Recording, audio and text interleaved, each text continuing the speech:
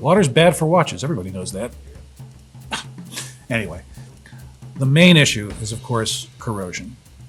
When you put oxygen and water together, the iron in steel oxidizes to form rust, which is iron oxide. And once rusting begins, it starts to progress and it can completely destroy metal parts. But long before that, it'll render them non-functional. So what do you do to make a watch water resistant? Let me explain.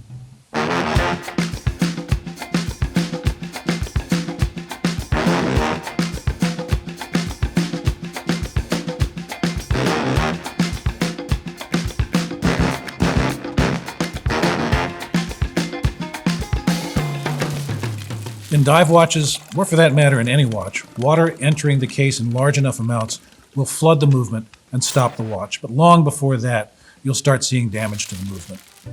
The idea of waterproof or water-resistant watches began to gain ground historically with the advent of the wristwatch.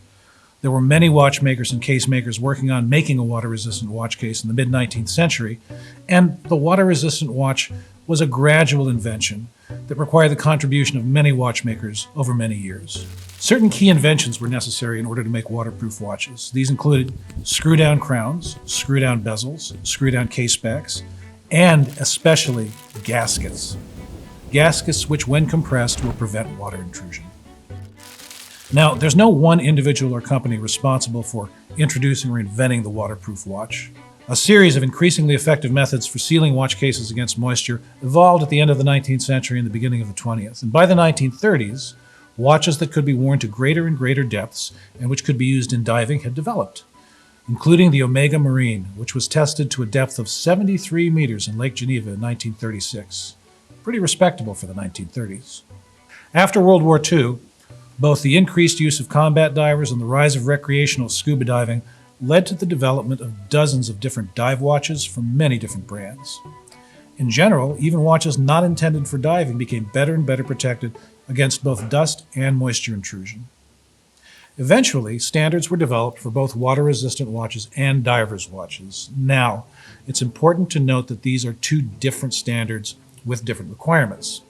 The dive watch standard is much more specific, and it has requirements not just for depth, but also for visibility. And it stipulates that a dive watch must have a one-way bezel for elapsed time measurements. The dive watch also requires more rigorous and thorough testing according to the dive watch standard. The minimum depth rating for a dive watch is 100 meters. Now, along with the idea of water resistance, we've seen the appearance of certain myths which crop up again and again in discussion of dive watches in particular and waterproof watches in general. The first is that a 100-meter dive watch is not adequate for actual diving. This simply isn't true. Most recreational diving takes place at a maximum depth of about 40 meters or about 130 feet. And while a 200-meter depth rating has become more or less the minimum standard for a modern dive watch, a dive watch rated to 100 meters should be perfectly safe to use for diving, swimming, and other aquatic activities. Another myth is that water-resistant watches rated to 30 meters or even 50 meters should not be used for swimming or any other aquatic activity. Now, the water-resistant standard was updated in 2010 partly to address this, and it now requires any manufacturer who makes a depth rating claim for a watch to have testing procedures and standards that make the watch safe to use at that depth. Recommendations as to what is safe and what isn't with a 30 to 50 meter rated watch vary from manufacturer to manufacturer, but I think what Omega has to say is pretty representative. Omega says, and I quote, "All current Omega watches are water resistant to the depth defined by the model's specifications, provided that the water resistant components are intact. This means that an Omega watch that is water resistant to 30 meters can be worn for swimming with vigorous movement at depths of up to 30 meters underwater for extended periods without restriction." So says Omega. Another myth is the myth of dynamic pressure. This is the idea that the movement of a watch underwater can cause a watch to spring a leak, as this movement creates pressure well in excess of so-called static pressure. Now, this is a very persistent myth, and it's one that just won't die. It seems intuitively true that a watch in motion on a swimmer's arm would experience substantially more pressure than one not moving. However, you can actually calculate how much movement it would take to increase the pressure on a watch by 1 atmosphere. And it's a lot. Your wrist would need to be moving at 32 miles an hour to increase the pressure by 1 atmosphere, and dynamic pressure, therefore, is simply a non-issue. Yet another dive watch myth is that orange dials provide better visibility. Well, this one's pretty easy.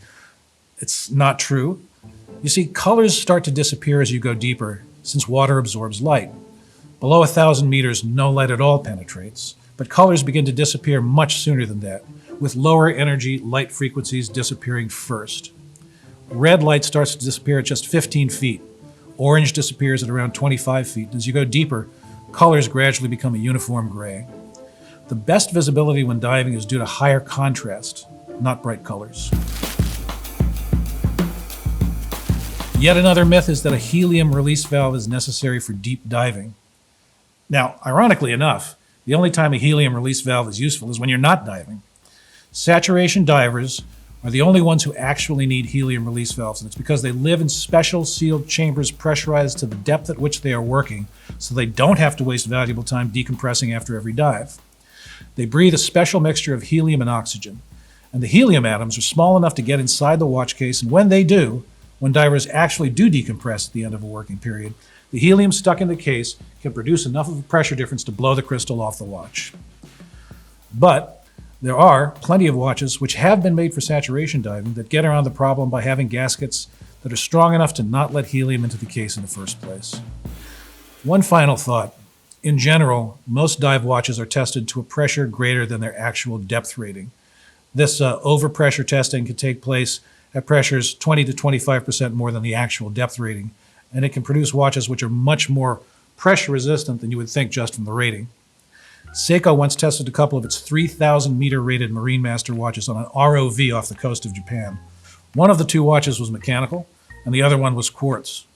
Both of them passed the 3,000 meter depth without a hitch, and the mechanical watch didn't actually stop until well past 4,000 meters. An important point to remember is that any water-resistant watch is only as good as its gaskets. And if you are diving with a watch on a regular basis, it's a good idea to have the watch pressure checked and the gaskets checked on a regular basis. The truth is, though, we respond emotionally to depth ratings in watches in the same way that we respond emotionally to just about everything else about watches. I personally know perfectly well that you don't need a 200-meter dive watch to go swimming, but I still don't feel comfortable wearing a non-dive watch in the pool. And I gotta be honest, for all I know that it'd probably be okay, it'll be a cold day in hell before I take my Speedmaster swimming.